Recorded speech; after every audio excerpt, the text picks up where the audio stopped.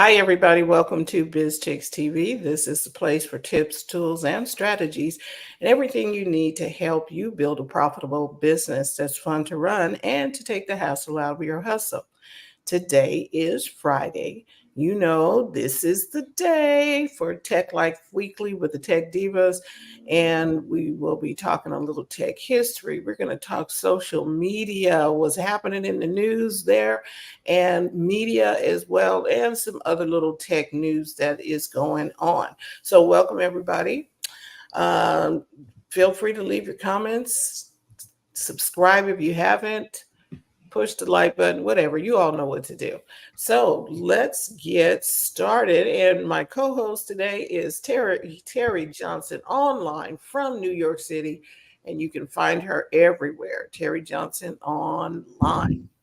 We always start with a little bit of tech history. So we're going to do a little tech history. Um, and let's see. Do we all like our uh, what is it? Spam. Let's talk about spam. The first mass unsolicited commercial emails, uh, also known as spam. May 3rd, 1978, Gary Thurick, a marketing representative for DEC or Digital Equipment Corporations, sends out an email promoting an open house for the company's latest computer systems to 393 recipients on the ARPANET, a precursor to the modern internet. While this number sounds small by today's standards, this was all the ARPANET users on the West Coast of the United States. And given that this was an unsolicited commercial email, it is now considered the first of its kind. In other words, the first spam, um, well before that term was coined. It brought a quick and negative response from many users, and Thurick was warned by ARPANET administration that mass mailings were not an acceptable use of the network. Um, okay, so why are we still getting them? I don't know. Because I got emails, but we have a solution for you for that too. The backlash, um, notwithstanding, the open house was largely successful. And basically, they said they sold $12 million worth of equipment. And it was better to be asked, it was better to ask forgiveness than to get permission, apparently.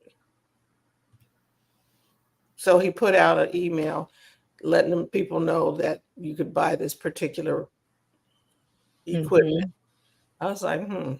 So the fix for that is you have two emails. One where you give out to people who you know is going to send you stuff, like when you buy stuff. Mm-hmm. And the other one is you keep your business email completely away from that. I think that might be the best way to do that. And TJ, what do you think? I think so. Okay. I agree. Dell was founded in May 3rd, 1984. Hmm. Uh, Founded by Michael Dell, running the direct to order PC company from his dorm room. Using this direct to order model, Dell eventually became the largest manufacturer of PCs in the world for many years. Through Yep. the ups and downs, it is still currently in the top three as of 2022. This is 2024, so I'm not sure. Uh, Hmm. so, is Dell the one that had the cow print on the box? Um, I don't think so. I think Dell was pretty much like a corporate. Oh, I know what you're talking about. That cow was that HP? I don't know who it was, but I somebody don't think had that was like Dell. black Unless and white, looked like cow pattern or something, like mm, the spots from a cow on the box. But anyway, but I remember the commercial, dude. You're getting a Dell. Remember that one? yeah, I remember that. Mhm. So they were founded in 1984. Dell is blue and white, like their coloring. Cause I was like, I think that cow thing was somebody Acer or some other company. Compaq, I don't know who it was, but somebody was using the cow.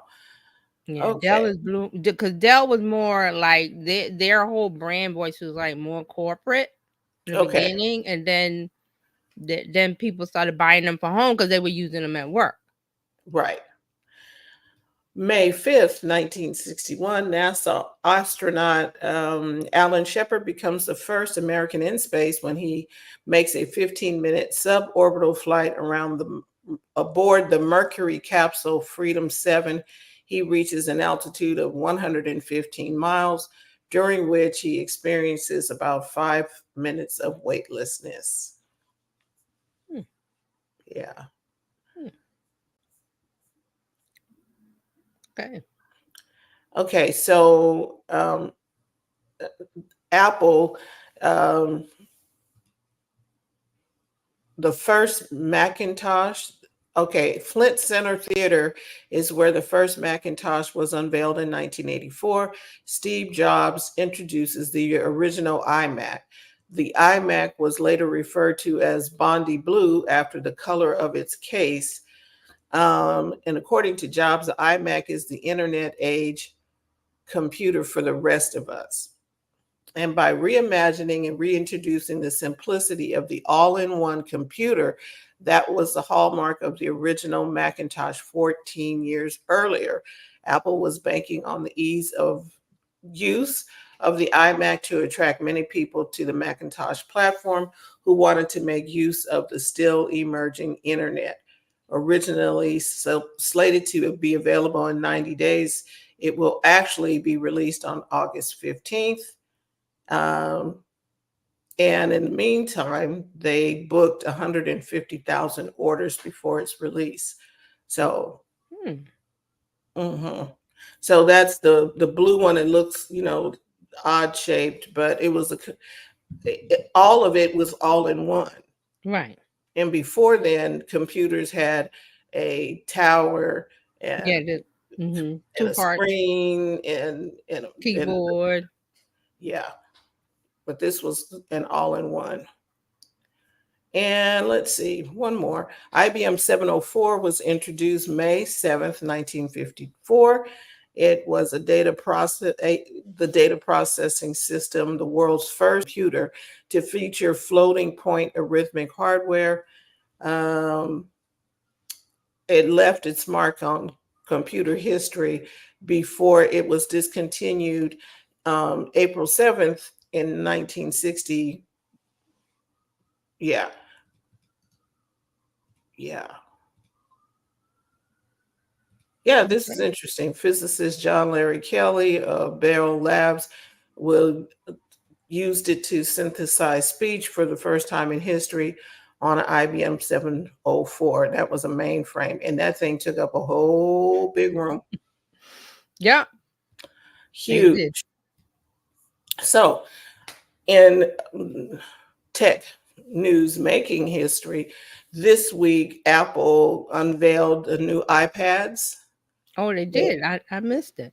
Yeah, it was okay. So the whole presentation was literally 38 minutes. No wonder I missed it. I was like, wait, because normally they do this big unveil and you're watching it was 38 minutes. So you can go to apple.com and watch the latest event, but it was 38 minutes. Hmm. But it talked about the iPad. It's now faster. There's the iPad Air. Okay. And so they have one that is smaller and then one that is slightly bigger. It talked about there's a new pencil. Really? Yeah, Okay. Is it better than the it one does that? more. It does more. Okay. Um, and it just helps you do more things without you.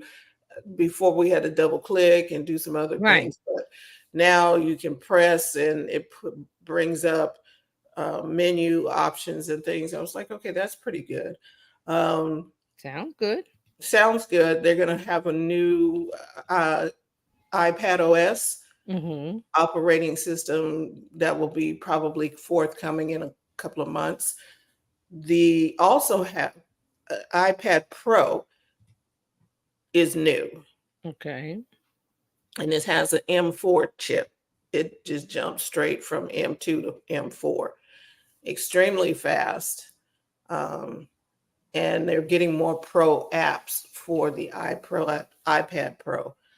Um, yeah, Hmm. I think if you're interested in that, it doesn't. I have a M1 chip in my iPad, and I'm thinking, okay, I'm cool. It- I don't know what I have. I have to check and look and see. So if you're looking for an, an iPad, it just depends on what level you are. If you're not doing a bunch of functionality like Yeah. editing video and all of that, get an Yeah. iPad Air. You The Pro is nice, but the Pro is meant for heavier workloads.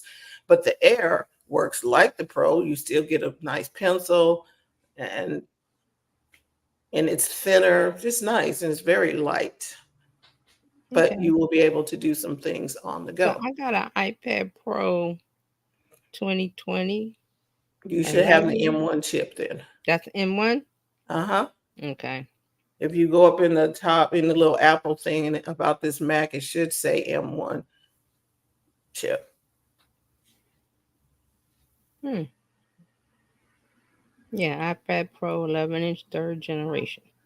Right. It doesn't say the chip. Yeah, it did. It doesn't tell me the chip. I mean, I could find it in here probably, but It's 2020, should be the M1 chip.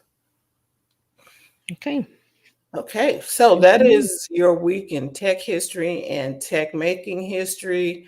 Um, oh, one thing, people were a little upset about the commercial the ad that they ran in, uh, where inside during the presentation, they Mm-hmm. had this big machine that was crushing items, like paint, and they had a bunch of stuff that was all on this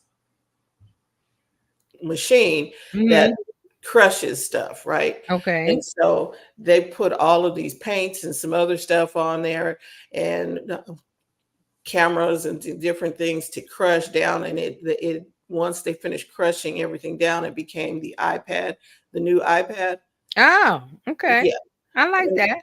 I did too. Some other people was like, they're just. I was like, it is There's not. always people It complaining. is. I ignore them. I was Just like, like what?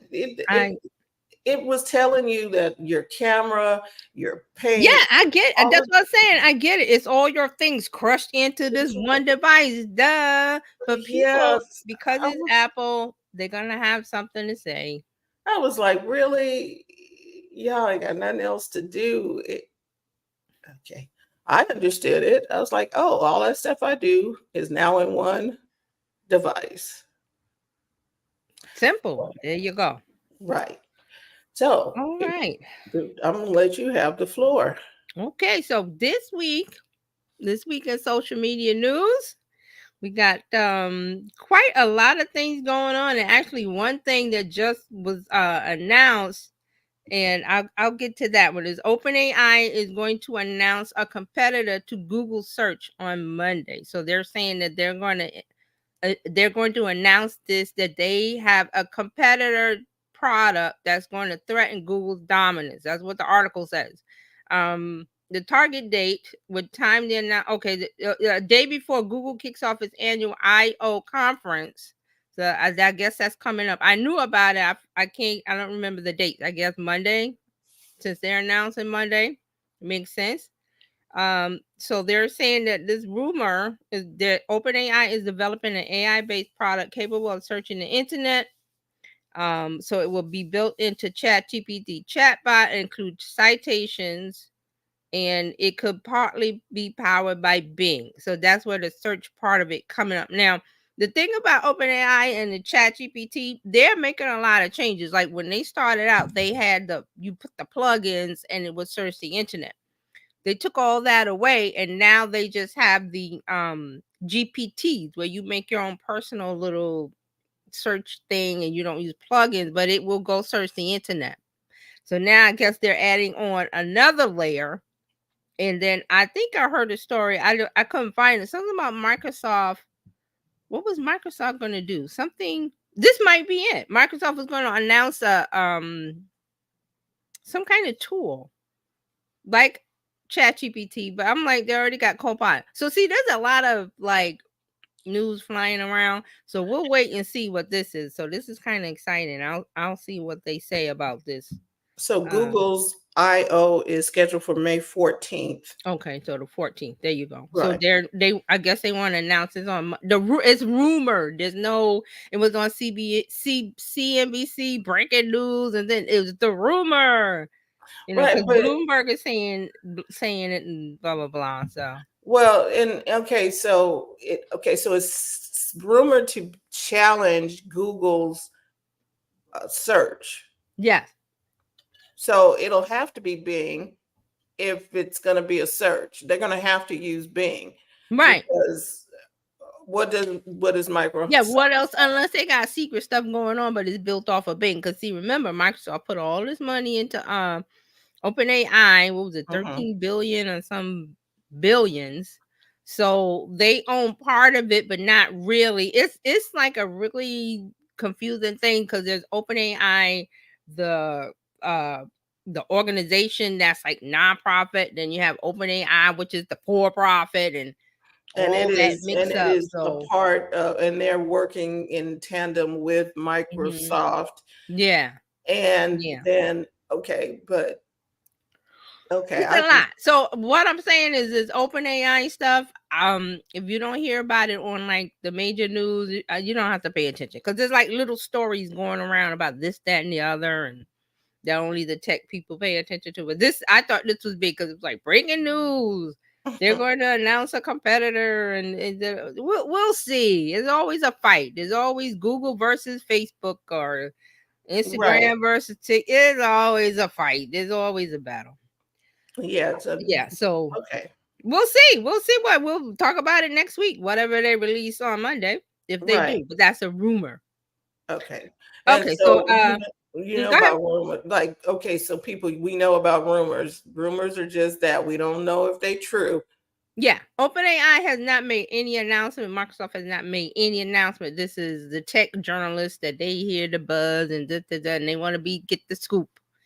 So we'll see whatever comes out, but it makes sense that they want to jump ahead of the Google I/O conference because that's big news for Google. Where the at conference is where they introduce all their new devices and their AI stuff, whatever new things that they're working on and they want to reveal. So we'll see. All right, so YouTube has launched a new AI jump ahead feature. And it's for premium users. So if you pay for YouTube Premium, this is something you get. So back in March, YouTube was testing a way for users to skip ahead to the most interesting parts of a video, determined by user watching data and AI predictions. Now it's out of beta. This jump ahead. So they're rolling it out for premium users, but only on Android for now.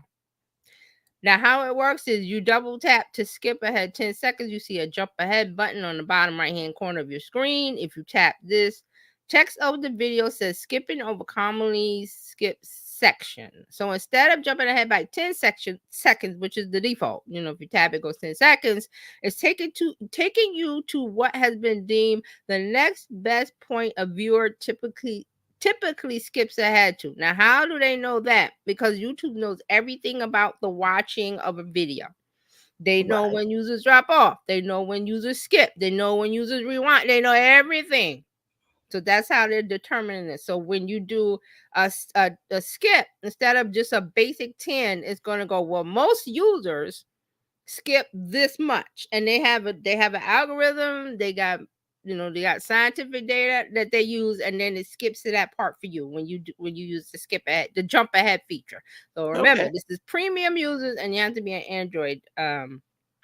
Android.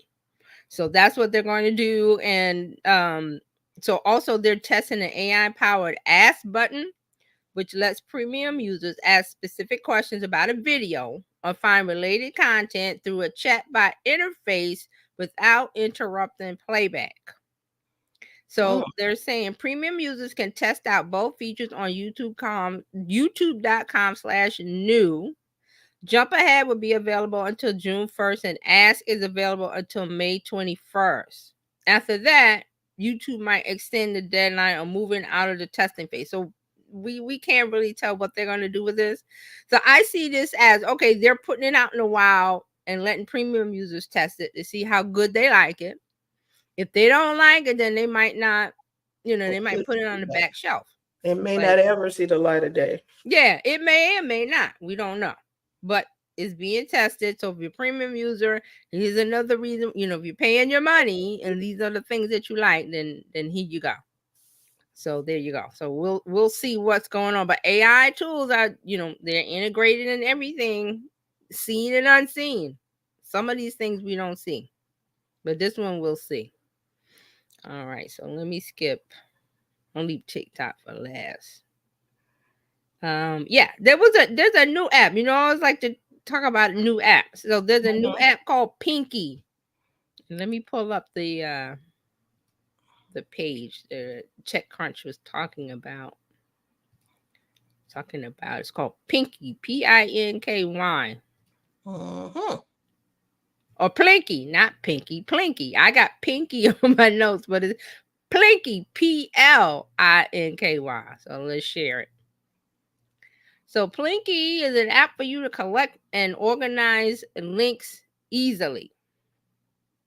So think of, what can I say this is compared to? If you've used Pocket or any app that lets you save links. Oh, I do that a lot. Like if you want to read something later. Yes, read later. I used to use Flipboard for that. When you go to share, it's whatever apps that you set up there. So now this is a new app. So this is by a former Twitter engineer, Joe Fabi Escovich. I'm not sure of your name. I hope I misspelled it or mispronounced. Joe Fabisech has built an app called Plinky that aims to tackle the problem with a new approach that prioritizes customizations. So you can use it for iPhones, iPads, and Apple Silicon Macs. It lets you save links to web pages, apps, videos, images, and even app stores, label them neatly, and organize them into different folders. You can customize these labels and folders, and even how a link shows up in the app. Now, I like this because I like having places for links. I mean, I got different apps that I use, and I'm like, I really should stick to one. This Plinky might be it for me, maybe. Right. So this is kind of like a bookmark, like where you go someplace on your phone or whatever. There used to be something else that you could add it to. I'm trying to think of what the other thing was, where and you clicked on it and you can send it straight to that particular place. Right. And some of them, some of the apps, and there used to be a lot of like share note collection apps, but they all gone away. Like I'm trying to remember the ones that I use, but most of them go away, and you're like, okay, what? But this one, the founder or the developer, the creator, he said he was inspired to build the app because he used to send his fiance a ton of links, tweets, articles, videos, and memes. While she loved the gesture, she found it distracting and asked him to save some of them for later. That's when he started working on Plinky. Okay, so he's saying he wants to make the process easy. In this article, they said apps like Pocket and Instapaper are great for reading, but links often have videos and photos, and those apps might not be well suited for consuming multimedia. So this, I'm assuming that when you have the link, you get to see, and here's a screenshot. You get to see like, okay, what it is. Like the first one here, vegetarian recipes, NYT cooking, and then there's a description from the website, and then there's a little picture there. So I'm assuming also when you do videos, maybe like from YouTube or whatever, you get to see the little thumbnail. All of this makes it easier for your brain to go, okay, I remember that, instead of trying to read a line. Or Feedly. That's it. Feedly is or what I use. Let me see. what was it? Freely. Feedly. Oh, Yes, that Feedly. was it. Feed. LY. Yeah, I still have it. I just forget to use it. Okay, so are we going to be forgetting to use Plinky too? Just But saying, Feed because it look this kind of looks like Feedly, but Feedly is RSS built right, that you put in the website and it will go fetch all of the storage for you. This one is more of, oh, I see this vegetarian recipe. Let me send it to Plinky, because that's what he's saying with his fiance. I guess, because they get married and stuff, they got to share pictures of this and that and for the wedding. And she was like, "You're overwhelming me.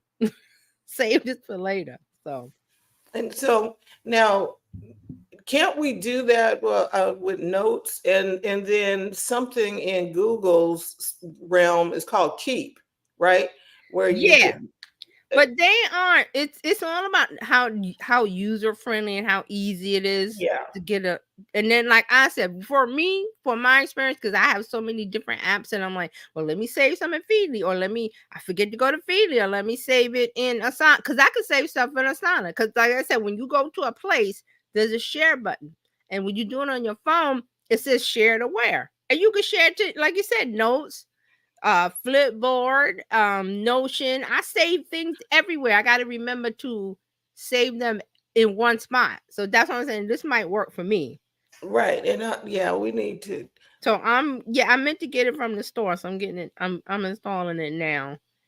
And So for you all that are watching live and on the replay, where do you save your links when you find an article you like, or you find a website or something you like? Where do you save your links? Put that in the comments or in the chat and let us know, because I think okay. So when I install this, is I don't know if you can.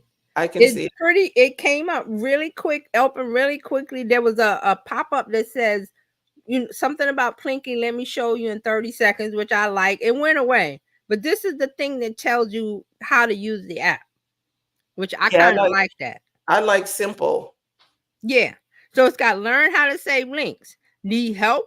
Upgrade to Plinky Pro. Now, here, let's talk about Plinky Pro, because there is a cost here. So the free version lets you save up to 50 links, and it create up to 5 labels and 3 folders. To remove these limits, you could pay $3.99 a month or $39 a year, or you could buy lifetime access for $159.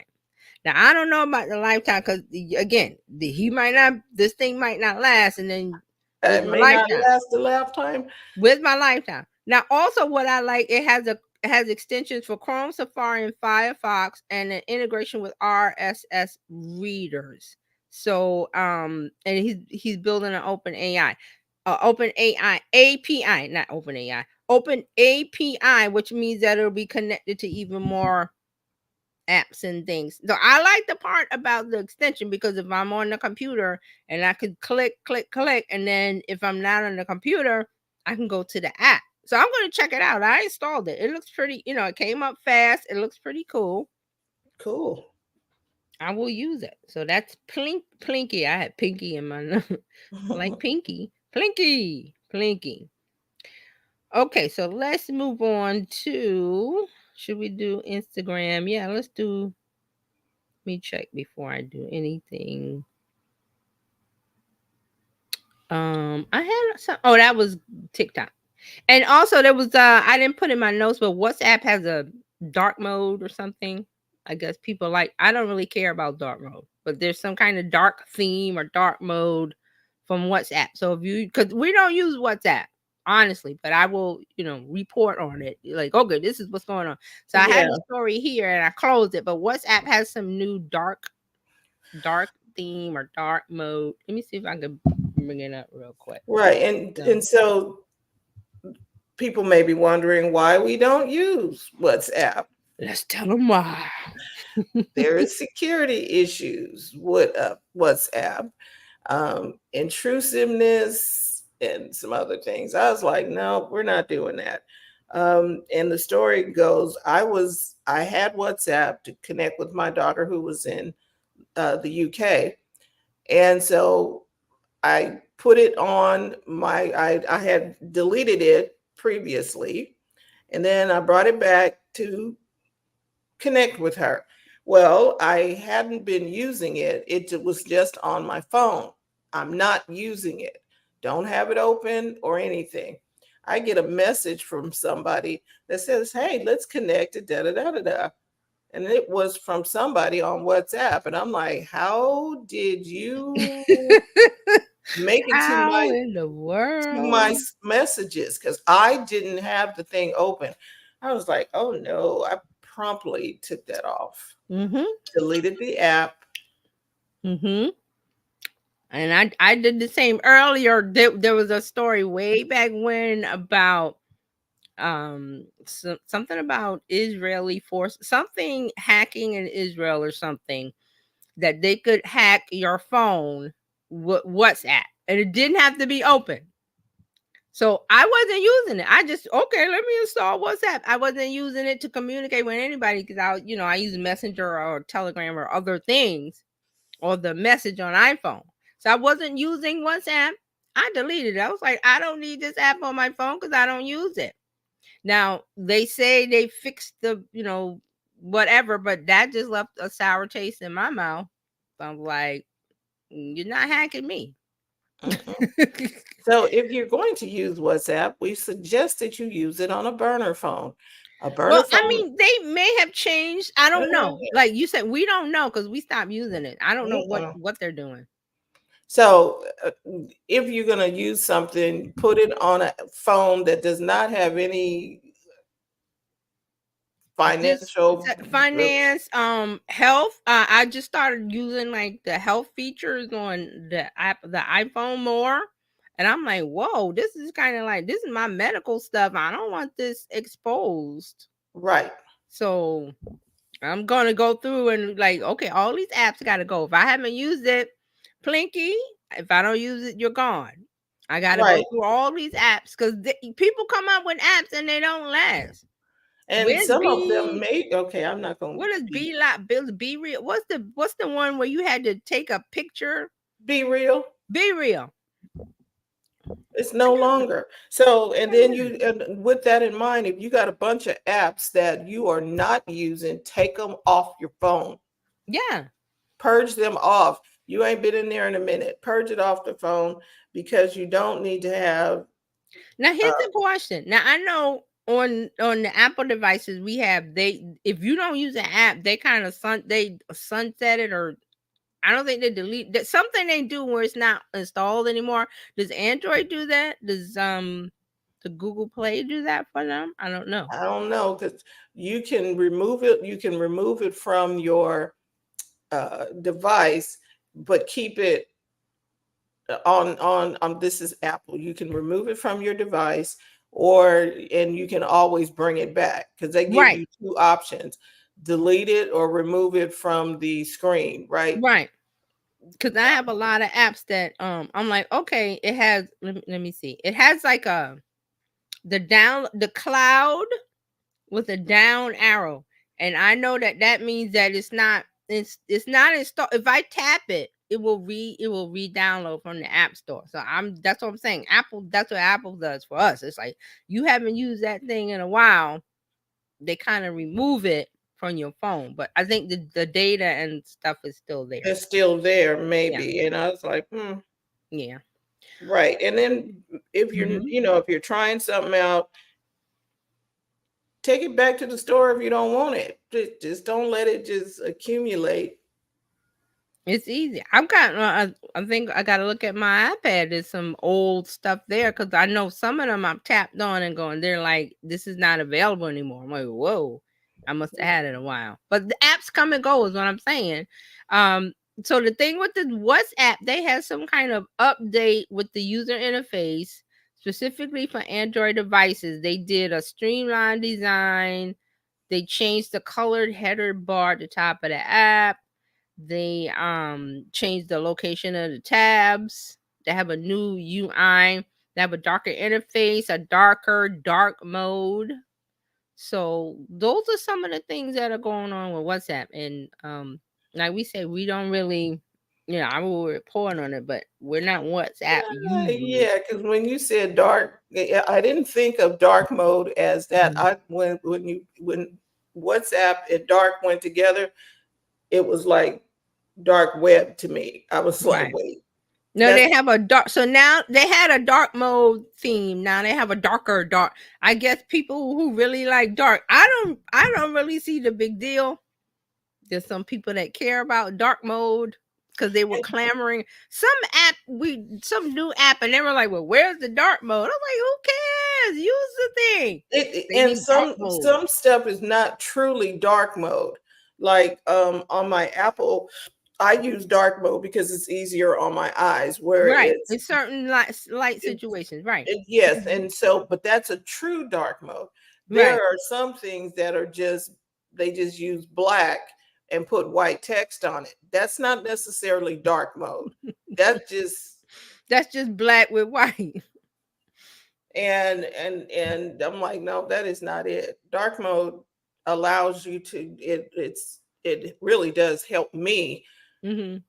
where I'm not looking like the white is just white, Right. right? Yeah, there's certain situations you want to have it dark. I understand, but there's people that are like, where's the dark mode? I think some app way back, they were like, oh, where's the dark?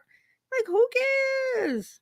Not everything is going to be on dark mode, people. Yeah. But So that's WhatsApp. I have one for Microsoft before we get into TikTok and Instagram. So okay, cool. Microsoft and OpenAI. Did I say this one already? No, I didn't. Microsoft and OpenAI launched a $2 million fund to counter election deepfakes. I didn't mention that, right? No, you The did other not. okay.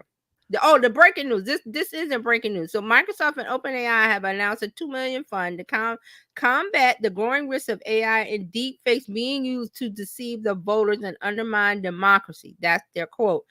So they know all social media apps know that there's a problem with deepfakes, and we're getting close to the election. So there's crazy people that are making things that say one party, excuse me, one party is saying something when it's not true, deep fakes. So now they have a fund where they're going to look at that. Not much about it. It's just saying that they're going into this, and they realize that the rise of generative AI has led to major new threat landscape involving AI generated deepfakes designed to perpetuate disinformation. So Microsoft and OpenAI have signed voluntary pledges to counter these risks, as well as made plans to build a common framework to address deepfakes created explicitly to mislead voters. So because we're going into the election, they're trying to get on top of that. So that's good news. It is. It's good news. We congratulate them. Okay, so let's get into Instagram. These people are mad. every time I go on Instagram, I see Adam Mosseri doing videos, and then he's answering the questions, and people getting. I read the comments, and those people are mad. They're writing like dissertations of this. I'm like, okay. All right. So Instagram has introduced new interactive stickers for stories. Now, why is this a big deal? Again, it gets back to the complaining. People don't like the interface, the way that the layout when you go on the stickers on Instagram, they don't like the layout. Like, I don't like the layout. I'm like, okay, it's you want to add a sticker, their label. Oh, I don't like the way the buttons are laid out. Well, Up to okay. you. Wait, how much did you pay for this? 0. Oh, Well, the Meta verified, but they're not paying for that. They're just paying to be verified. But right. you But guys rock on. okay, but Meta Verified was for a different purpose, and it wasn't so that you can tell people where to put the stickers. Right. Okay. Right. So there's some new stickers, and I saw these, and I was like, oh, these are new. One of them is cool. It's called Reveal. It lets you post a hidden story for your followers to uncover by sending you a DM. So Oh, that's pretty it's cool. blurred. Yeah, it's cool. It's Yeah. blurred, and then there's a thing you tap to, you want to see this. I'm not sure the exact wording. I mean, I could look at it, but it's something about you want to see what this is. Or, you write something enticing for them to want to see it, and it says message me in DM or message me or DM me or something. They have to send you a DM, and then I guess it gets sent to them, like the Right. And then reveal. and it reveals whatever that secret Right. message was. Oh, here. I think that Okay. would be cool. Yeah, so it says to access the new reveal feature, you have to tap the sticker icon when creating a story. Select the reveal option. From there, you will be prompted to type out a hint about your. So you had to give them a little teaser, a little, a little snack. Why would they want to see this? You have to write that in there. Once you post your story, your friends will only be able to see your story content if they send you a DM. Okay, this is designed to get engagement for your stories, which is the thing that everybody's mad with the CEO of Instagram. Now, Instagram says you won't need to approve every DM for your story to be revealed. So creators won't have to worry about getting through thousands of DMs because big creators, they get DMs all the time. So it won't bother them. There's also a new one called Add Your Music sticker for stories that lets users share a song that fits their mood while encouraging their followers to share a song as well. So this is part of the there's another Add Yours in Instagram. Like you add your story. It's like hey, come on, let's have a little whatever. I'm talking about XYZ. Add yours. Now remember, a lot of these things are for creators and Gen Z because this is what they do in Snapchat. This is what they do in TikTok. So you could say, well, why would I want to add mine? You have to think about these tools, these sticker tools, as getting engagement for your followers for your business. Think of it like that. So what can I post? What can I write? What can I say to get them to want to see or want to join me in this conversation? Right. That you could have a favorite music song that, oh, this reminds me of when I started my business, or this reminds me when I had my first, whatever. And you say, well, and you have to say, like, what's your memory or whatever. Add your song. That's a good way to do it. So you have to be really creative with these. There's another one called Cutouts. You can turn your camera roll photos or videos into custom stickers and stories. I've been using that a lot. I like that. It will go into your camera roll, and you can find a picture and you can tap on it and hold. I think you have to tap and hold, and then it kind of cuts out the background. It cuts out a person or a thing. You can do it manually too. Yeah, it does, and that's the same thing that if you have an iPhone and you have a picture, you can push it and hold it. And it works lift the same. That person out of it works exactly the same. So now it's in the stories. So those are the things that Instagram has done. The sticker stories, again, people have gone to the CEO and like, we don't care about no stickers. We want and they all say this. We want all of our followers to see all of our content, and people have gone in and explained their situation. For example, one person was like, they run a photography business or something, some kind of business, and they said, well, I asked my friend or something, did they see my latest post? And the person said no. And I was like, they didn't see it because they don't interact with your account. Right. So do you, okay, here's a better question. Do you have that person's email address or text message number or SMS card? Yes. But see, in Instagram, if they want to follow your content, they know how to find you. There's a search feature. Right. And if I didn't go look for you, perhaps I didn't want to hear what you had to say today. So the person was like, I asked it was like a friend or something. Like, oh, did you see my latest post? And the person said, no, I didn't. I don't see any of your posts. I said, because that person doesn't interact with you. They have never liked. They have never shared. They have never commented. They have never done any of those 4 things that Instagram wants you to do. So that's your friend. They're not interacting with your content. So if that person, now, if they had this same person on a list outside of Instagram, you could have sent them something and it would have went to their email. Yes. But see, this person they wouldn't open their email because this person isn't interacting with you. It's your friend.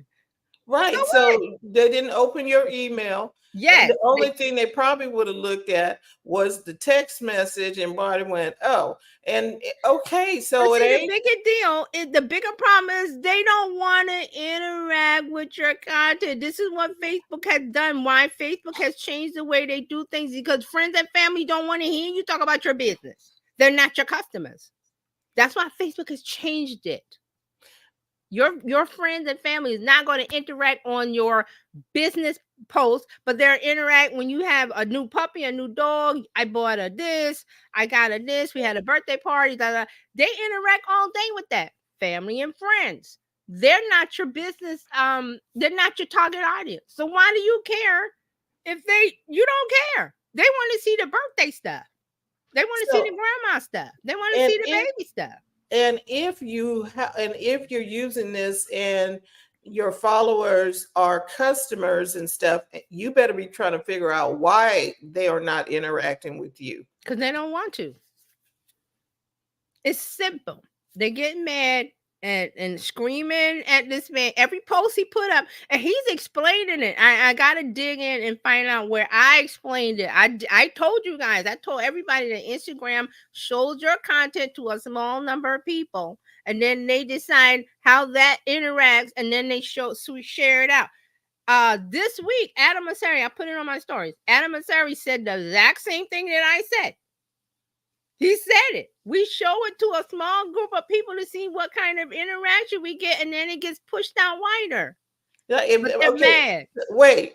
So earlier in tech, in the tech history, we talked about spam, right? Yeah. So why would he, if he put it out to a small number of people who didn't engage with it, why would you send it out to more people? Doesn't make sense.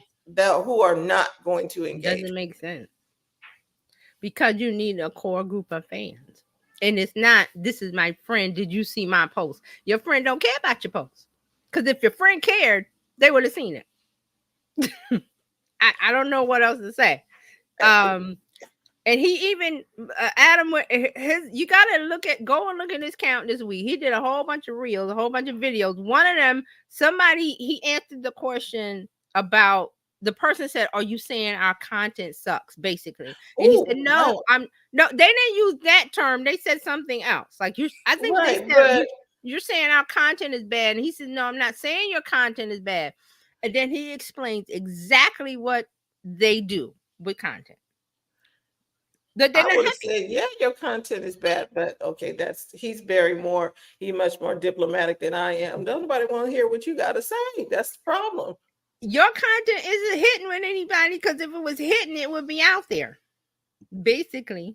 But all of the complaints in all of his posts, thousands of them, we don't want these stickers. We don't want this. We want all of our followers to see all of our content. Well, they will if you make content that they will interact with. They will all see it. Okay, so the cookies don't taste good. And then and they're lazy. You've gotten lazy. The early I talk about this all the time. The early days of social media are gone. 2007 is gone, when it was nice and fresh and everybody saw it. Everything. There's too much content. They can't handle it.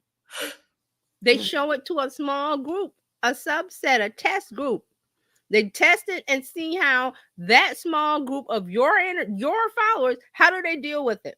They like it, they don't like it. If they like it, they show it out more. If they don't like it, it goes to the back. Right. Why would we push? Okay, that batch of cookies didn't taste good, so we can't put it out. We can't put them out. We got to put the ones that people want to eat. Okay. You got to go. And he has another one where he said another thing that I said. He said that Instagram is about making the users happy, because if they're not happy, they're not going to stay on the app. I said, damn, I just said that. I said that, dude. I said that, but he's finally saying it out loud. Like this week, he put out a whole bunch of videos. I was like, okay, I got to dig up my stuff. And I said that their concern is user satisfaction, how people feel and use the app when they use it. Because if you don't feel good, if you don't like the content, if you're not happy there, you're going to leave, right? They know that. They don't want you to leave. So, okay, with that in mind, the people who are complaining about they are not putting my stuff out where I could see them, if they left, they would have nothing, because apparently you have no other place where your people are. Yeah, they don't have an email. Then this is it. This is and the complainers, the Gen Zs, and they don't want to. They've said, I don't want to do an email list because that's old people stuff. They don't want to do text messaging. That nobody. But those things are tried, true, and tested. Mm-hmm. They don't want to do that. They want Instagram to do the work for them, which Instagram does not do the work for you. Hasn't done it in a long time. But this week, he was like the Wizard of Oz, and they took that.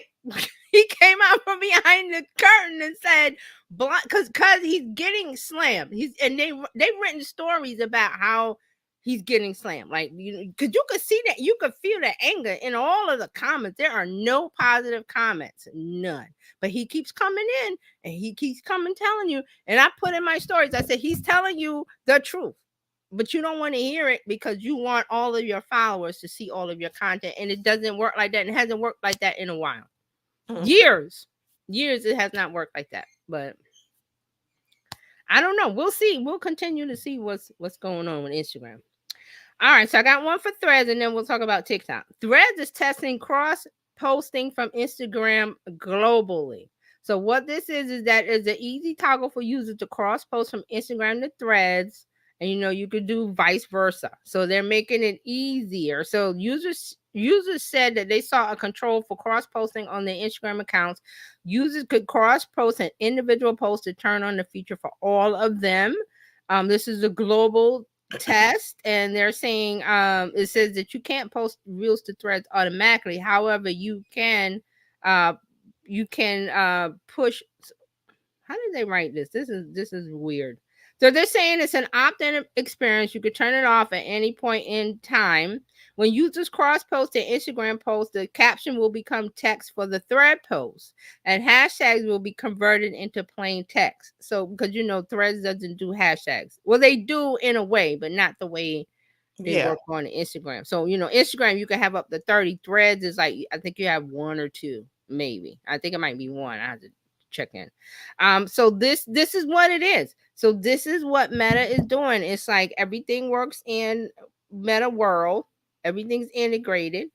Cross promote from Facebook to Instagram to Threads. Now Threads is going back and they're letting you start on Threads and share it to the other Meta properties. Now, and I would think that would be welcomed because it makes your you don't have to do, okay, now I got to take it and put it over here, and now I got to take it and put it over there. You put it in one place and it shoots to all of your accounts. Yes. Who doesn't want that? Again, complaints. They'll continue. And I'm like, the man is telling you, the CEO was saying, this is exactly, before we had to guess at what they were doing. Like, what are they doing? I don't know. He's coming out for Instagram and saying, this is exactly what we're doing. This is exactly how the algorithm works. This is how, and they're still mad. So let them continue to be mad. So it's like you said, be mad or leave. All right. So I got 2 for TikTok, and then I got to run. TikTok will automatically label AI generated content created on platforms like DALL-E 3. Oh, Dr. Tachi's here. Yay. Hello. Hey. Hello. Hey. Okay, so let me tell you about TikTok. And they're starting to automatically label AI generated content that was made on other platforms. So if a creator posts content on TikTok that was created with a service like OpenAI DALL-E 3, it will automatically have an AI generated label attached to it to notify viewers that it was created with AI. So they're using something called content credentials. It's a technology from the Coalition for Content Provenance and Authenticity. Why can I not say that word? Authenticity. C2PA, which is the acronym for that. Co-founded by Microsoft and Adobe.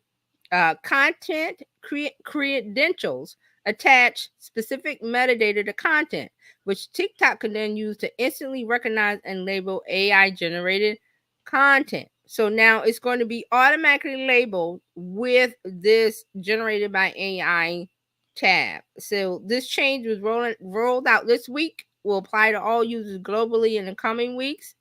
And what's happening is that it's not just TikTok. I think Meta announced this in February. I think we talked about what Meta was going to do. And I think I said before that it was all up to the user. They allowed you to self-identify that this content was created with AI. A lot of people did not. They don't want to do that. But now we're in a space where the deep fakes I talked about earlier, Microsoft and OpenAI has that $2 million fund, deep fakes for the election.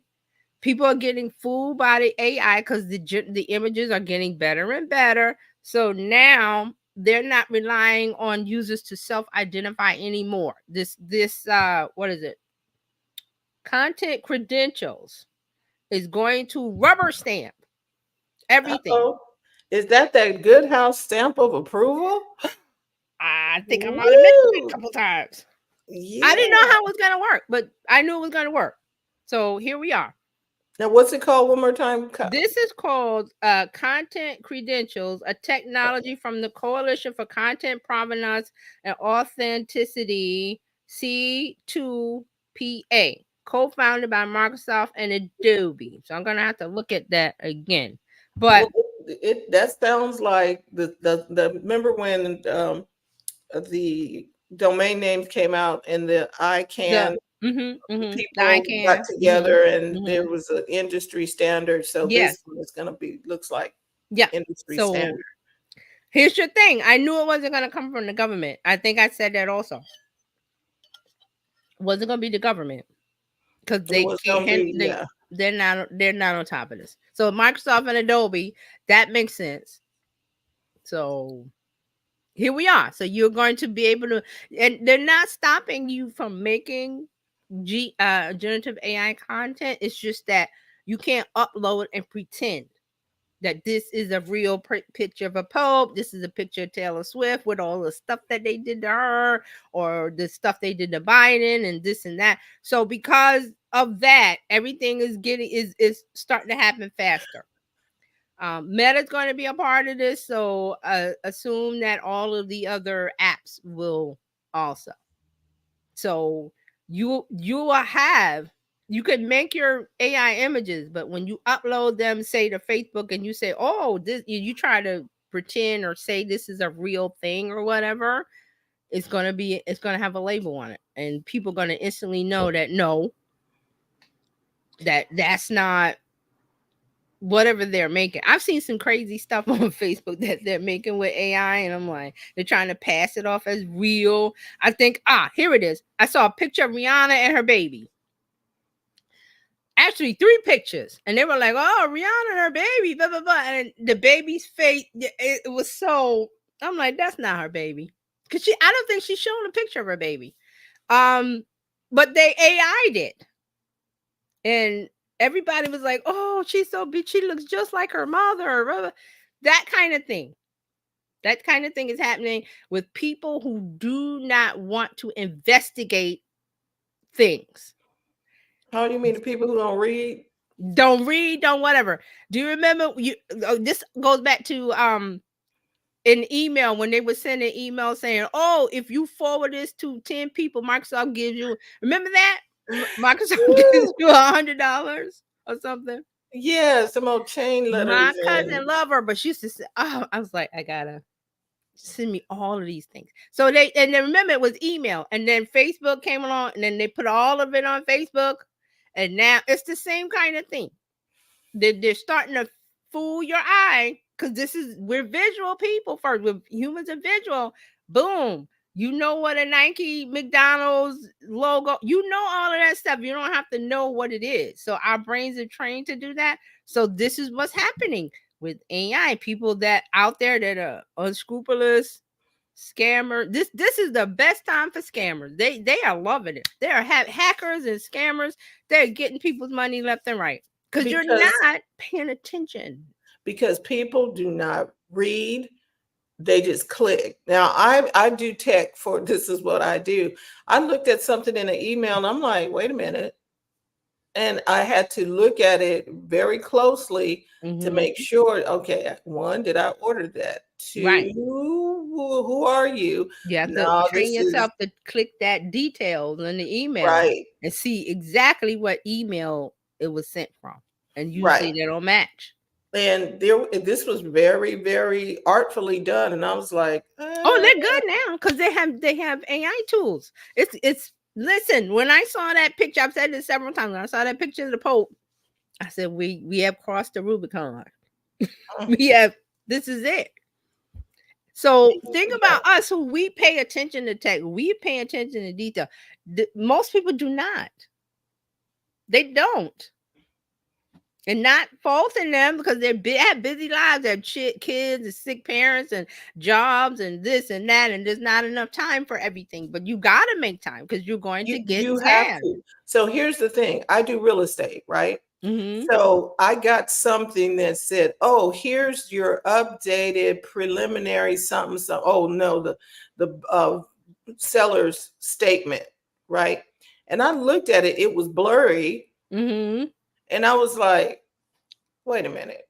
One, I know the title companies I'm working with; they would not have sent something blurry, and they Right. did it. They blurred it on purpose Right. and wanted me to go in and click somewhere Yeah. to, and I was like, "Oh no, this ain't, y'all not getting me." I'm And I telling you. deleted it, Mm-hmm. marked it as spam, and Right. blocked whoever sent it. Yeah. Mm-hmm. And now, if I need it, the title company knows how to call me, or Or you call the title company because you exactly. But interact it with them. wasn't. See, but it wasn't anybody I knew. Right.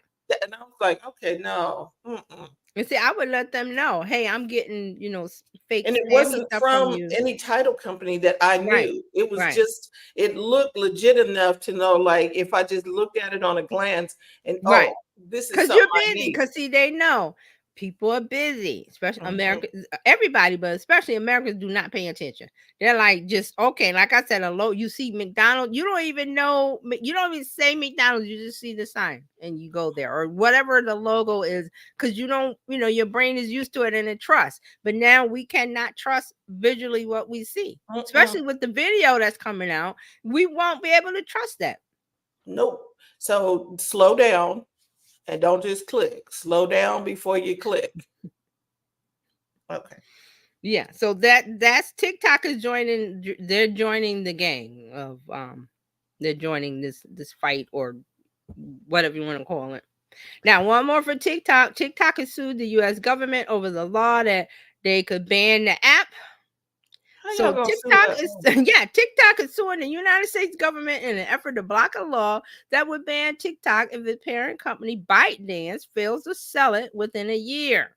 The lawsuit was filed on Tuesday, argues that the bill violates the U.S. Constitution. But you TikTok ain't. Oh. TikTok argues that the law violates the U.S. Constitution's commitment to both free speech and individual liberty. But you ain't a U.S. company. Thank you. Okay. So this lawsuit comes 2 weeks. Biden signed the bill 2 weeks ago that it was tied in with the Ukraine and the Israel budget, the money sent to them. And this gives ByteDance until January 19th to sell the app or face the ban. TikTok says that the U.S. government has not offered evidence to support its claims that the app poses risk to national security. They say that the law is effectively seeking to ban the app, arguing that it is not possible to sell TikTok within the 270-day timeline it has been given.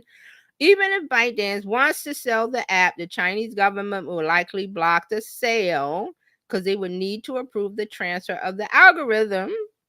TikTok goes on to state that a sale would be technologically impossible as millions of lines of software code will need to be moved to a new owner. Reports have indicated that ByteDance would prefer to shut down TikTok rather than sell it. Okay, we'll shut it down then. You know, uh, t- the whole thing reads ludicrous. It really does. Number one, it's really interesting, as we've been saying, that you can move so quickly on this, like within minutes. But when somebody calls to get something that they need, it takes, oh, well, we'll need at least 60 days, but you moved on this like in 2 minutes. So it shows where the priorities are, even though I do understand they say it's a risk, and I'm not debating that. However, I'm not there, but ByteDance seems to be right. Thus far, you have not supplied any evidence to show that this is the case. And so the burden of proof is on the prosecution, which is you. So maybe we're not at the point where we are privy to that yet, but I'm like, well, you need to say exactly how it's a risk and where this is coming from, that you're ascertaining it's a risk. Obviously, the government always has its eyes on things that could be a risk to national security. But I mean, do you have a leg to stand on if you have not provided that using your own judicial system? You have to provide the proof. The burden of proof is on you. So this is not a pro TikTok thing, but I'm like, you have to prove what you're saying is true. That's number one. Or two. Number three is I think that they are right that it will take a lot to migrate everything. You can't just sell that quickly. Even 200 and something days, that's less than a year. And for something this big, for that amount of money, it's going to take a while. Even if they said, okay, we'll sell, before that sale is finalized, they would need to have everything in place, and that would take a while. If you look at all of these mergers and transfers, it takes years. It is not like a 2-month thing. So it takes quite a while. I also don't think that you can force a foreign company to sell to an American company. Where does it end? If you do it with this, anything that you perceive to be a threat can then be taken of the government. Oh, well, you have to sell to us. You can't do that. Well, you can't. That's a foreign company. If you want to say, well, we're banning you because we feel it's a threat, that's one thing. But you can't force a company to sell to Americans. Where do they do that?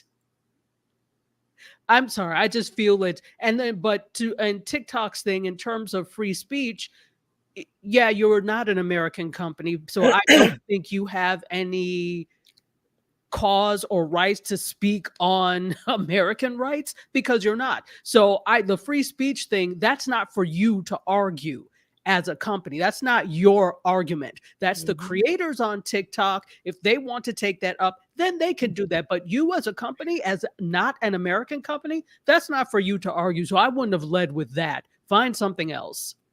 That's what they're leading with. And I said that this would be tied up in court, and it will be. And you're right. The government cannot force China to sell it. China said they're not going to sell it. So it's tied up in court. But China's not selling. I'll tell you that right now. China's not selling. So where does that leave you? It's already been signed to be banned. So if it's been signed to be banned, it's going to be banned. Now, it's going to be in legal tie up until January.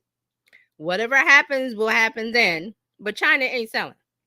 So, and if they do sell anything, it's going to be a car without an engine. Who wants that? Who wants that? There's no company I know that's going to buy a car without an engine. Fred Sanford. The joke, man. But that's what it is. China is not going to sell. They said they're not going to sell. If they sell anything, it's going to be the outside wrapper. And when you get that present, there'll be emptiness inside because they're not giving you the algorithm. That's not ever going to happen. So what is TikTok without the algorithm? Car without an engine. Who wants that? I don't buy a car without an engine. You can't go anywhere. So this is where we are. It's going to be tied up until January in court. And the people who buy it don't have a clue who said they want to buy it. They're trying to assemble teams to be able to take over. How are you going to do that? And you have not been in. How are you going to get a team to come in and take over all of that? You can't. It's a Chinese-owned company. They're not going to show you the algorithm. They're not going to sell you the algorithm. TikTok is nothing without the algorithm. It's just another app. You already got Instagram, Facebook, whatever. Just use one of those. So that's what I said. It's going to be tied up to January, and then we'll see what then. But it's already been signed to be banned. What the ban means is that it won't be in the stores. It won't be in the App Store, and it won't be in the Google Play Store. Now you'll be able to get it. You'll get it somewhere else, but good luck to you. You're on your own. Another quick thing is that's also the 10 millionth time and 10 millionth reason not to have your strategy tied up in one app. Again, I don't understand what the big deal is. People saying my business is ruined. How? It shouldn't be. If your business was ruined, you're hanging on by a string anyway. People have been doing business since Jesus turned the tables over, even before. But how does your business? Perfect example. Jesus turned over the tables, but their business probably didn't close. They just set up their table someplace else. You just can't set it up inside the temple. Okay. Some podcast, somebody was talking about they do business. Lots of businesses do business and become a business without ever being on social media. How's that possible? Easy, because it has nothing to do with social media. Social media is a tool, communication tool. There's others. Go to that. Absolutely. Now, social media can ruin your business. And this gets back to the Instagram stuff we were talking about earlier, because these creators are lazy. I've said it before. They're lazy. They've gotten used to the way it was done in 2007 when the social media apps came out. And they were like, here, free engagement, here. Those days are gone. I don't know what to tell them, but this is it. This is what's going to happen. It's been signed. They got to January 19th. We will see you in court, and then we'll see what happens on January 19th. That's it. Neither side is giving up. What is that? That's an impasse. I don't really care. I see the people crying about TikTok. Go use something else. Build a website and use Pinterest. Ooh. No, because if you use Pinterest now, you got to go set it up. You got to go put stuff in place. You got to go to work. Well, how about an email list? How about an email list? Ooh. You got to go to work. Oh, wait. And then you got to hope somebody want to connect with you on the email list. Listen, these people are now, they're in when I go to Threads, I see the complaints, and they're mad because don't tell me my content sucks. Don't tell me my content's bad. I said your content's bad because your audience isn't engaging with it. It's very easy. It's 1, 2, 3. Make content that an audience likes. They engage with it. You get more followers or more engagement. Duh. But they don't want to do that.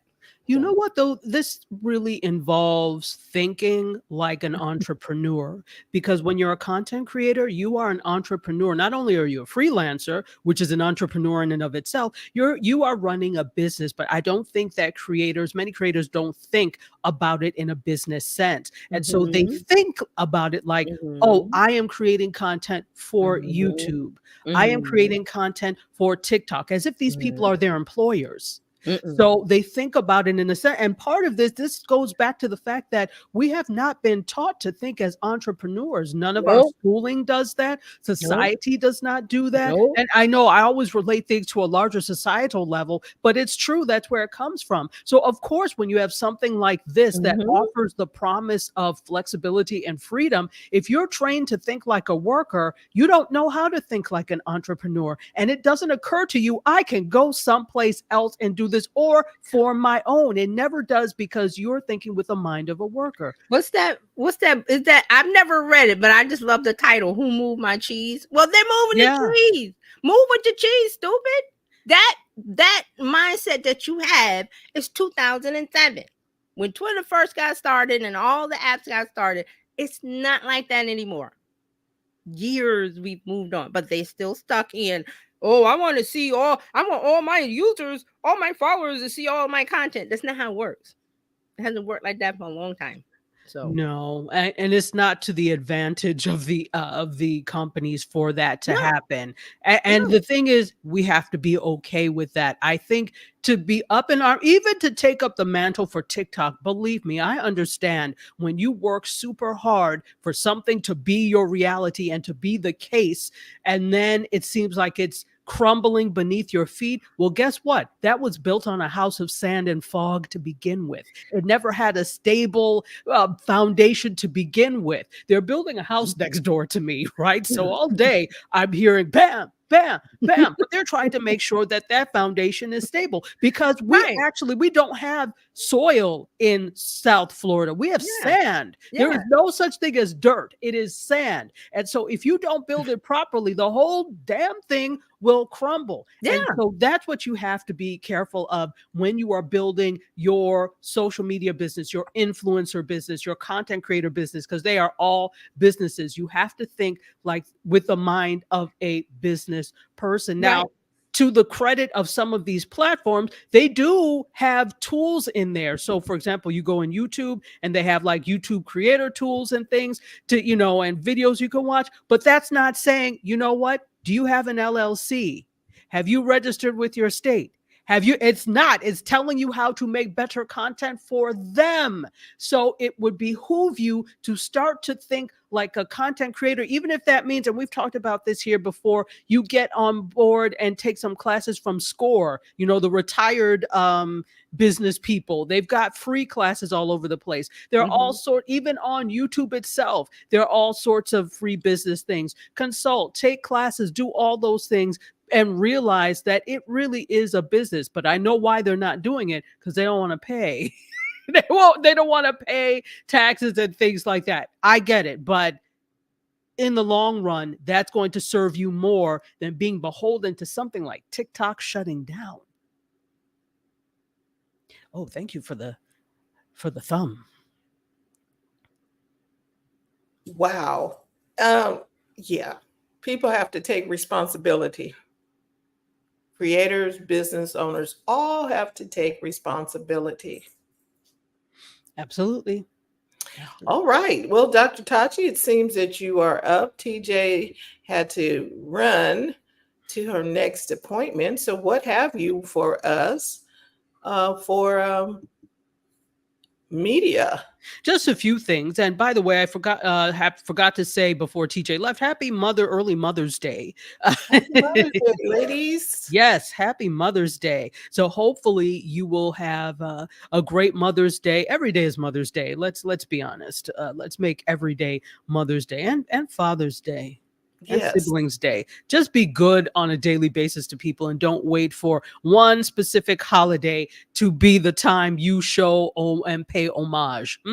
Let's do that, people. So speaking of Mother's Day, this is actually like a tech story, but I don't know if you heard about this, but Dove has launched an AI tool for moms that are re-entering the workforce. And Dove chocolate is what I'm talking about, not Dove the soap, but Dove chocolate, which I actually like. it's very tasty, a little sugary, but it's well made.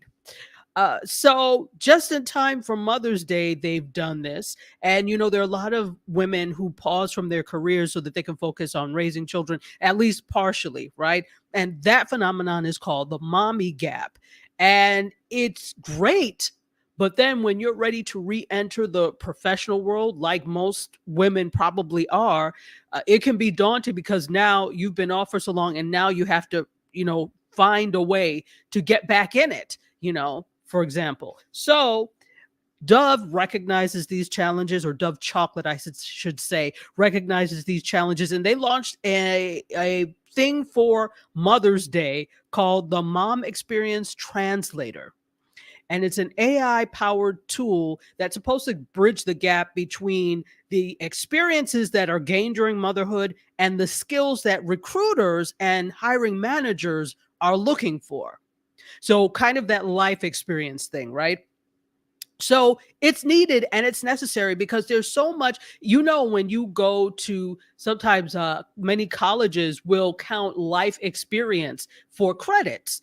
so that you don't have to start from ground zero, and rightfully so. So there is a jobless survey, and it says that 60% of individuals with a 12-month or longer gap in the employment space are women. And then further research highlighted from Harvard Business Review indicated that there is bias and a persistence of bias against applicants who have temporarily stepped away from the workforce to fulfill caregiving responsibilities. So they want you to have children, right? The whole narrative in this world is that you should have children. However, they don't make it easy for you to now provide for these children, right? So I guess this is where Dove is stepping in. And Gabrielle Wesley is the chief marketing officer at Mars Wrigley, who owns Dove Chocolate. And she says this: Dove has long been a brand that empowers and uplifts women. We're thrilled to inspire moments of everyday happiness on this Mother's Day by helping to provide additional support and highlight the incredible strength, power, and excellence moms bring to the table in all aspects of life.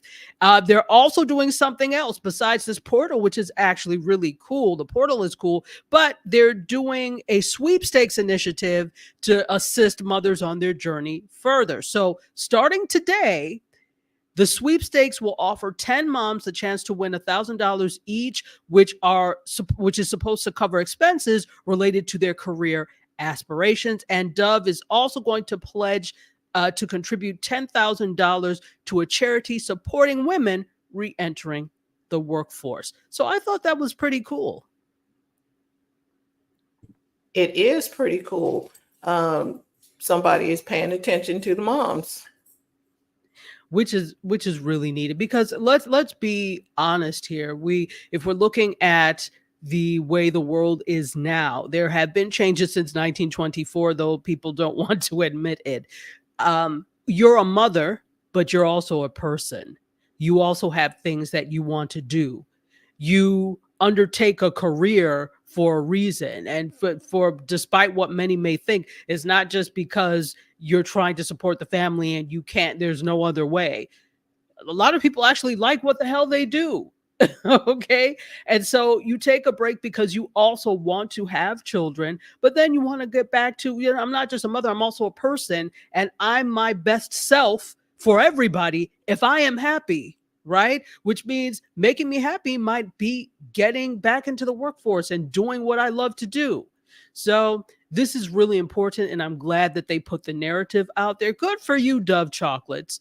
In honor of that, maybe I'll buy a Dove bar today. Who knows? All right. So let's move on from Dove bars and Dove chocolate to Issa Rae. Listen, I did on Pop Gumbo, I talked about Issa Rae. She's got a lot going on. So if you don't know who Issa Rae is, perhaps you've been living under a rock that is glued to the earth with Gorilla Glue, because she's everywhere. So she's been known since her days on the internet, on YouTube, as the awkward Black girl. She started there, and she's just now catapulted into the entertainment atmosphere with a lot of other things that she's done. She's, of course, Insecure, which was on for, was it 4 seasons or 5 seasons on HBO Max, which now is just Max. She has a first look 8-figure deal with Max. So that basically means that whatever she comes up with, they are probably going to do. So the next show that she had out was Rap-ish. And ish is not the word, but won't say it. So that actually just ended. Its final season, I think, was this season. And so now she has a lot of other things coming up. So in addition to all the media things, she's got, because she does have a movie that is slated to go into production, starring Keke Palmer and SZA. So that collaboration came out of the fact that Keke Palmer was hosting SNL and SZA was a musical host, or musical guest rather. So I guess that went really, really well, because now here they are. And this is going to be SZA's first, the SZA is a musician, for those who don't know. This is going to be SZA's first acting role. Now, she has been Oscar nominated, but that was for the song that she had for Black Panther, together, I think, with Kendrick Lamar. So that's interesting on the content end, but she's got two other initiatives which are really cool. So she's working with Tubi, and Tubi has launched a new initiative called Stubios, with a B, Stubios. And what it's meant to do is to fund creative projects by aspiring filmmakers. And it's going to be fan greenlit, which is really interesting. So they're calling it a fan-fueled studio for aspiring filmmakers and their fans. And this is how it's going to work. They're going to give viewers the power to greenlight content from selected creatives. And based on the viewing activity, that's who will get greenlit. Tubi is going to finance that production from each of what they're calling studio runners. And if the series or the film gets a sufficient amount of viewership, if it goes well, they're also, Tubi will finance the creator's next project. So you possibly could have two things in the can if it goes really well. So yeah, it follows you would want to do really well with the first one so you could get funding to do the next one as well. So that is something that is really cool. Now, how is Issa Rae involved? Well, she is going to be a mentor in the program for the studio runners. And she's drawing on her own experiences transitioning from digital content, from, as I said, Awkward Black Girl, to more long form entertainment formats. So she's basically going to do that. If you're a studio runner, you're going to get script support, one-on-one calls with Issa Rae, and creative production support from her company, Color Creative, which is a management and production company that she co-founded. So this is really cool because it's giving a chance. And you know what? You people ask, can I apply? You can. You can go to stubios.tubitv.com/creatives, and you can apply for the program. And that goes until May 31st, or when they reach 750 applications. So if you want to do it, it would behoove you to do it, because I think it was just this week it dropped. Very cool. Very cool. Absolutely. Absolutely indeed. So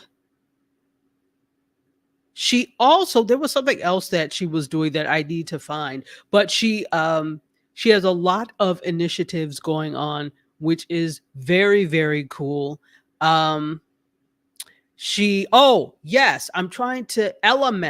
is the name of the other thing that she is doing. Give me a minute so I can find not Elements, Ensemble. Okay. So it's called Ensemble, and is one of her other companies. So she has a production company called Hooray, which is awesome. She comes up with the best names, and underneath that is the representation agency, Color Creative. It's also the Hooray production arm of it. Also, she's launching a creator marketing company called Ensemble. And obviously this comes out of the fact that there is a dearth in the space of creators of color getting brand deals the way white creators do. So actually there was a study that was done by MSL that showed that Black creators, and creators of color, I should say overall, get 35% less money from brand deals and brand partnerships than white creators do. And so Issa Rae is trying to bridge this gap by matching up creators and brands and trying to form relationships that are different from the normal way we think creators and brands interact. So they want deeper relationships. So far, she is also, his name is Gonzalez. His last name is Gonzalez. I can't remember his first name, but he actually has a partnership through them with Chili's. which is really cool. So he's become a spokesperson for Chili's, and he's a TikTok creator that has like over 3 million followers on TikTok. And there was, and I can't remember his name, and this is terrible. I don't know why I can't remember the name. I've been saying these. He was he was an NFL draft pick for the Minnesota Vikings.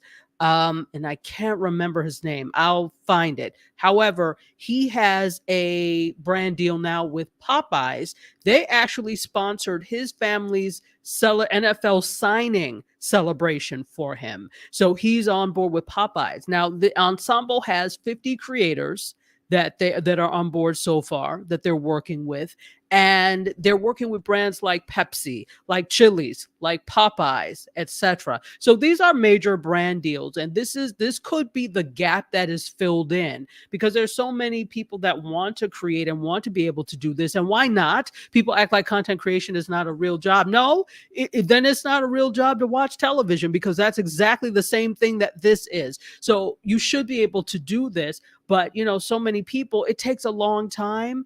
And so many people are like, well, I really have to go back to work, and I can't, focus on this because I'm not making enough. So this could be the gap for creators of color, or fill in the gap, I should say.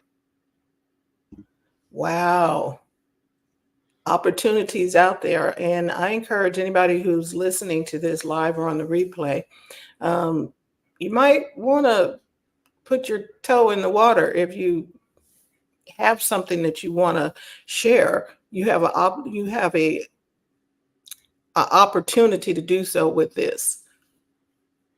Absolutely. Take advantage of these things. Granted, there are probably 10 million applications for a lot of these things, but all you can do is try, because the only thing they're going to say is no, which is what you have before you did this. You won't know if you don't try. And that can actually help you to up the level of whatever you're doing production wise, where it is something that would be accepted. So whether it's the writing skill, whether it is the technical skill, it can help.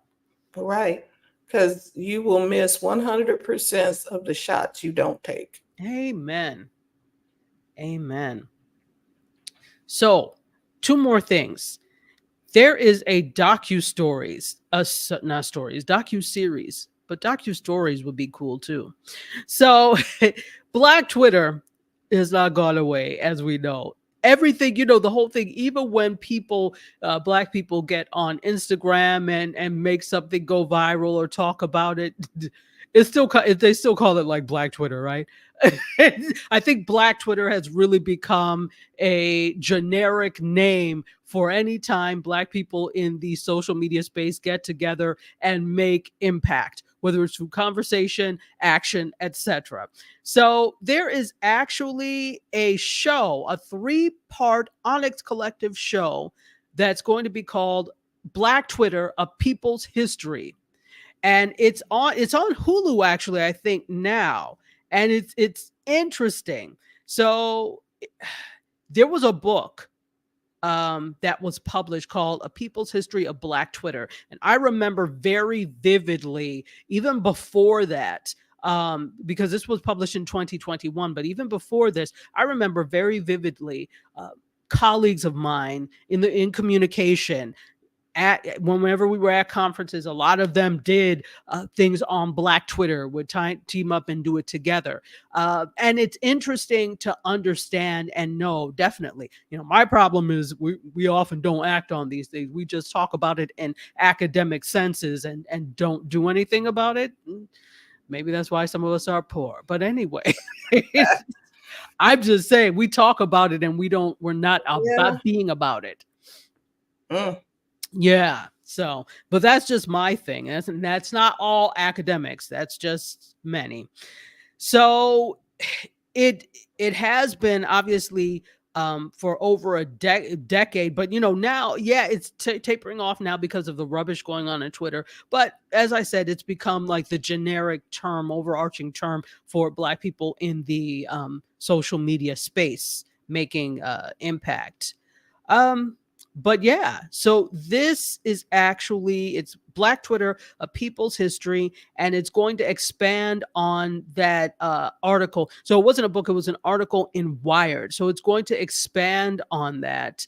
Um, and it will be interesting to watch where it is. Now, let me see. It's the Onyx Collective, but I'm trying to figure out where it's going to be. It doesn't quite say exactly.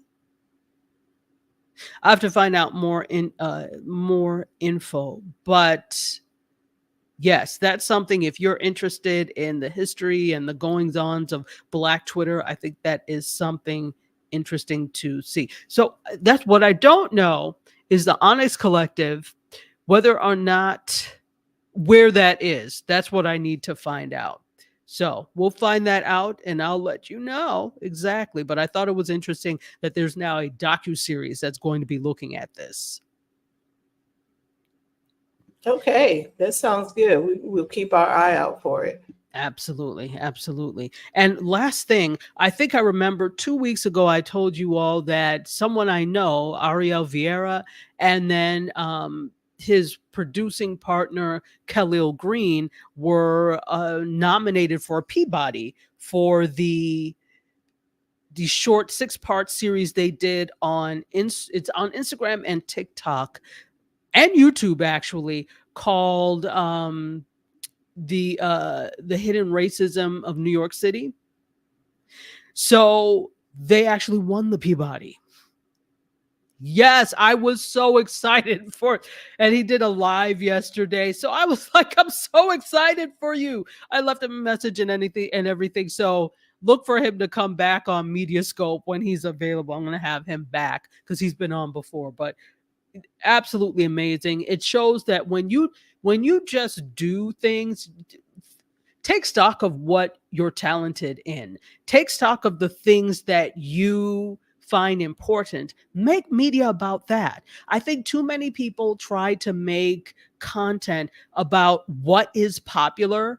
And so you're going off of what the algorithms say are popular, where there's a gap. And yes, definitely, I think there's something about filling in the gaps. But if that's not your forte, you're filling in gaps with things you don't know. You're filling in gaps. Imagine if you built a house. I'm on this house building thing with just, you had bricks and then you have sand, but no mortar, no cement in between. It crumbles, right? So you're filling in gaps with something that you don't know about. Fill in the gaps with what you know about and then create content that is meaningful and you love.